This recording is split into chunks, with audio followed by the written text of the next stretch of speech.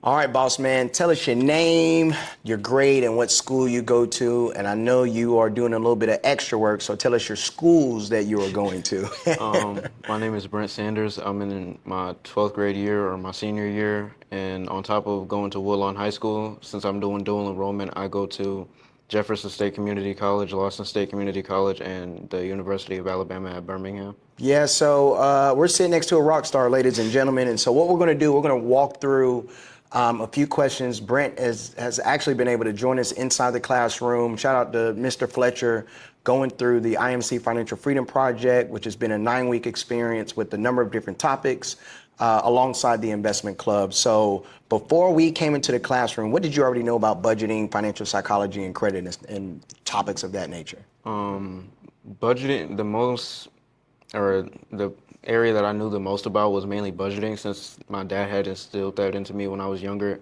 to always make sure that I'm fitting inside of my budget. And on top of that, I had been budgeting the past few summers to buy certain things that I wanted.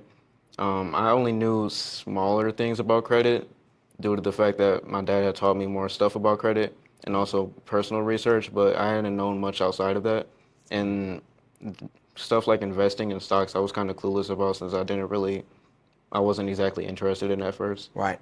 You know, one of the coolest things about generational wealth, and we tell folks all the time, it's not necessarily what you learn in the classroom, it's what you're able to see from like parents and family members. And so shout out to dad just being that example, because that's incredible just to be able to have that real life example in front of you through his business, but also what you've been able to talk through with them. Tell us about like what really came to mind when you heard we were coming into class talking about money, like your honest reaction, like, all right, what these folks in here talking about? I was mainly trying to pay more attention, or I was trying to calm myself down so that way I could pay more attention, since I knew this was going to be a subject that I would have to use, or that I would more than likely use later in life. And since I'm more interested in trying to save and invest more of my money so that way it can grow over time, I was mainly just trying to focus more on and adhere to what you guys were saying so that way I understood the topic more. Yeah. Was there anything about credit that may have stuck out to you that you said, man, I can use that information after going through the class? The main thing that spoke out to me was just being able to just make on-time payments and always make sure that you have enough. I've always been able to like look at my bank account, see if I have enough or if it would be worth paying for. So knowing with credit, knowing that if you pay it by that pay period, you Yeah. should be able to improve your score.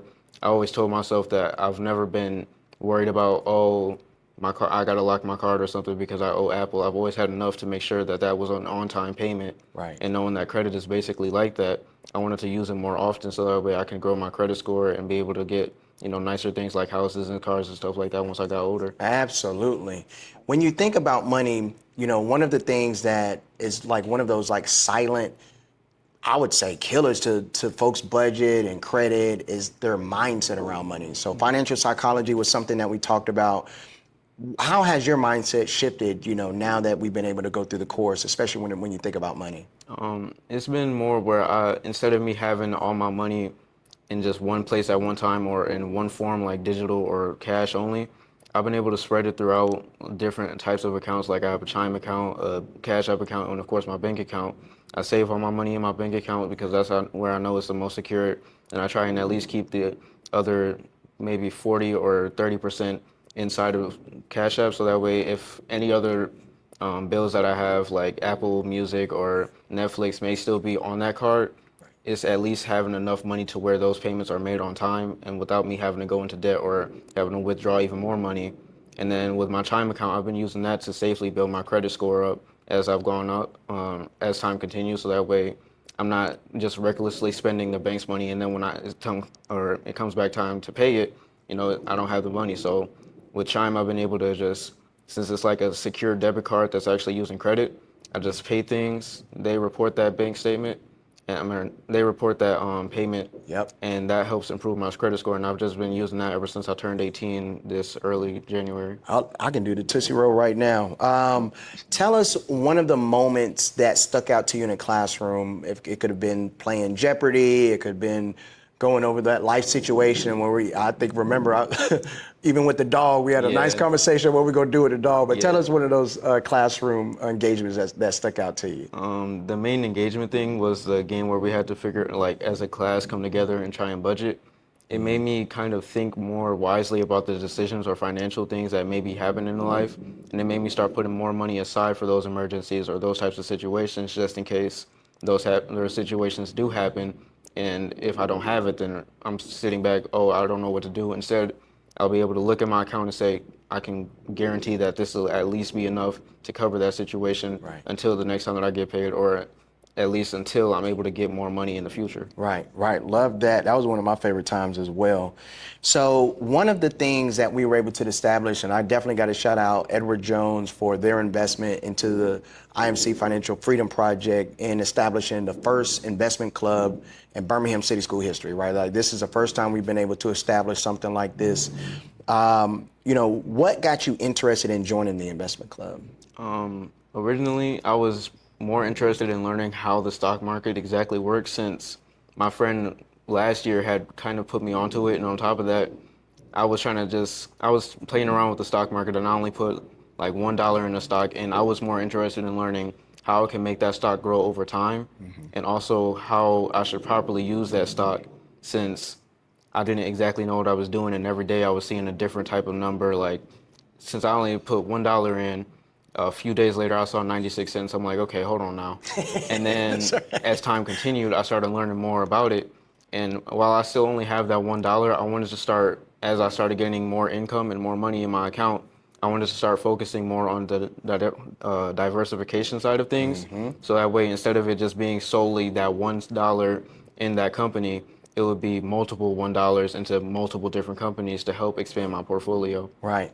So one of the elements about the investment club is that we went through, of course, some rigor of understanding. We had to go through that job form of answering questions, doing the homework.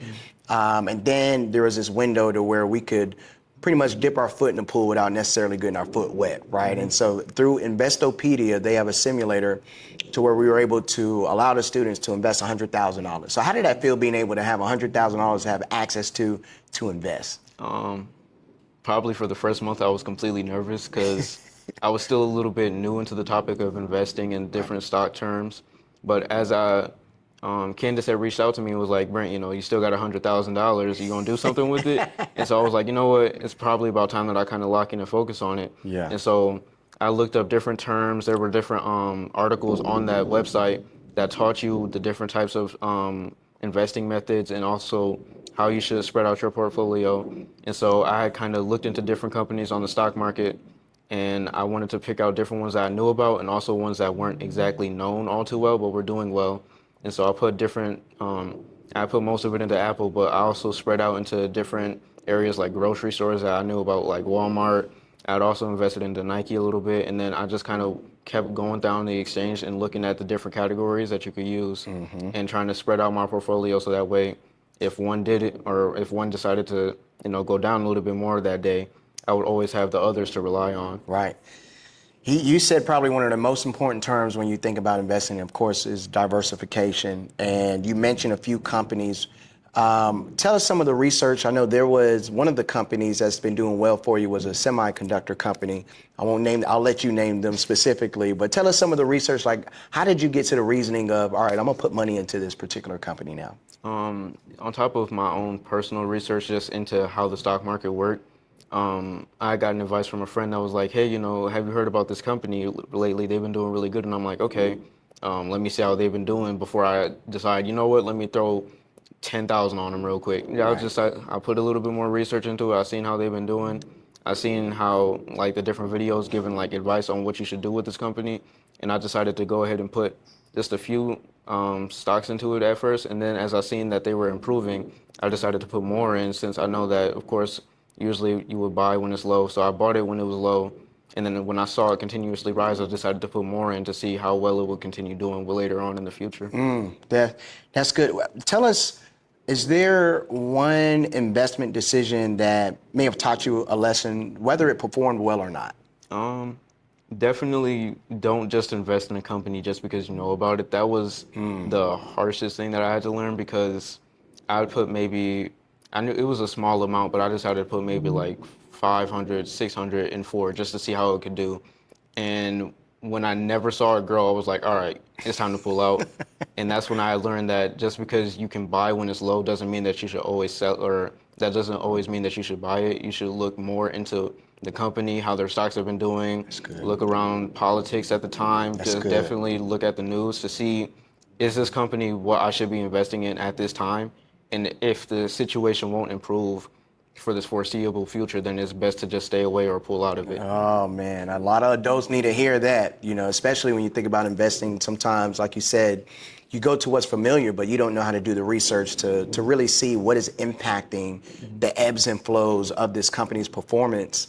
And then as well, just knowing that we're investing for the long term, right? Because there's trading, which is a little bit more short term, but there's investing to where that's more of a 3, 5, 10, 20-year horizon to where you anticipate a company performing well over a long period of time. All right, so how has this experience changed the way you think about money investing in or your future? It's definitely made me more positive on the financial future that I have. Just based on the games, I realized like one assignment in Mr. Fletcher's class was to see what stock that we were interested in or a company that called out to us. We had to go ahead, look how they were doing. I believe it was about 10 years ago to the day, and then go ahead and see what they were doing now. And seeing that back in like I think it was 2016 or 2017, I can't recall exactly. But no, it was our 10th birthday, so it was 2018. I looked back and saw that Apple, their stocks were only maybe 40 something dollars back then. And then I'm like, whoa now.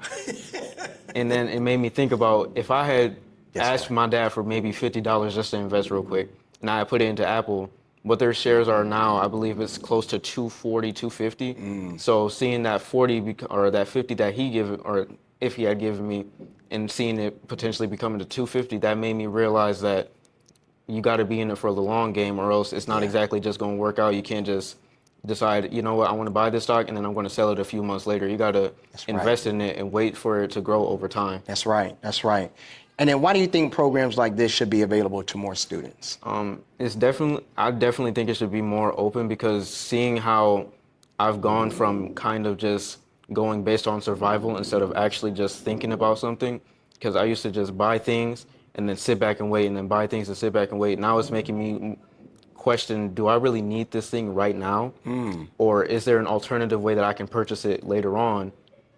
And if more people have access to this, or if it's taught even to younger kids, it could potentially cause them to become more financially smart or financially wise, because instead of being like, oh, I want to buy this for $50 and then being like, oh man, I wish I had waited. They'll be like, okay, now I have the proper skills to assess, do I need this or do I want this right now? And if I want this, how soon should I wait to get it? Yeah, that's good. This is another reason why Brent is a rock star. We're so grateful for you and what you've been able to teach us, because there's some investment decisions that you made. I started looking at my own portfolio. I was like, I need to add some of that too. And so shout out to the city of Birmingham. Shout out to the mayor's leadership. Shout out to the superintendent, Dr. Sullivan. Shout out to Edward Jones, Regis Bank, all of our partners. This is what true public-private partnership looks like. And tell us, I believe you got some scholarship money, some opportunity. Where are you going post high school? Currently, my plan is to attend Alabama State University. They had offered me a scholarship based on my GPA and my ACT score. They decided that they would offer me the academic excellence scholarship, and through that scholarship for 4 years, I'll be able to attend Alabama State without worrying about tuition, university fees, or books. And if I'm able to stack my Birmingham scholarship or Birmingham Promise scholarship, I'll be able to not worry about paying much at all in college, due to the fact that I'm able to stack it on top of the scholarship that I'll be awarded. Yeah, let's do it, man. Congratulations, brother. Appreciate you. Yeah. All right, y'all. We'll stay planning.